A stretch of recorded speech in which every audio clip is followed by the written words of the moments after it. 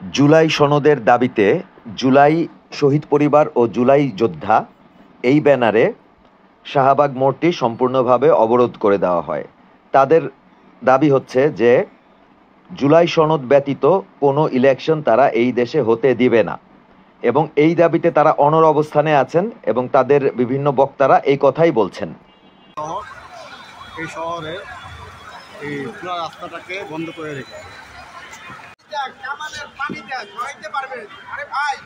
আমরা 24-এ মারা গেছি। যদি এই 24-এ জুলাই আমরা না বের হইতাম তাহলে বাংলার মুসলমান আর থাকতে পারতো না এই দুনিয়ার ভিতরে।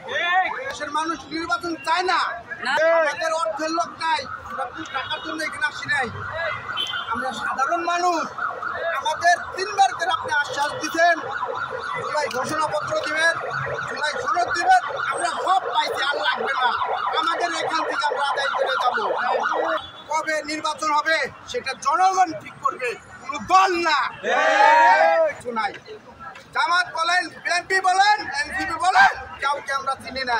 আমরা চিনি জুলাই সনদ ঘোষণা। ঢাকার রাজপথে মানুষকে পাথর দিয়ে মারে, ওই বিচার, ওই কি, এগুলো সব কিছু সংস্কার কইরা তারপর নির্বাচন হইতে বলে। যে কোনো দলের নেতা হয়ে থাকেন আপনি, নির্বাচনে তো সহজে হবে না।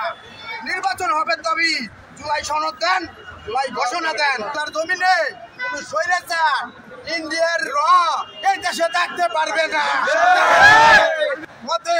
আমি ওই তারেক রহমানকেও বলবো, আপনি এই দেশের অনেক বড় একটা সুনামধন্য লোক, আপনি থাইকা এমনকি জামাতের আমির ডাক্তার শফিকুল সাহেব, আপনাকে সম্মান করি, ভালোবাসি। আপনারা সবাই এনসিপির দ্বারা নাহিদ বাইরে আছেন, দয়া করে সবাই একসাথে একত্র হইয়া এই জুলাই ঘোষণা দিয়ে দেন, জুলাই সনদ দিয়ে দেন। এই যারা যোদ্ধা আছে তাদেরকে দায়িত্ব নেন, তাদের চিকিৎসা নিশ্চিত করেন।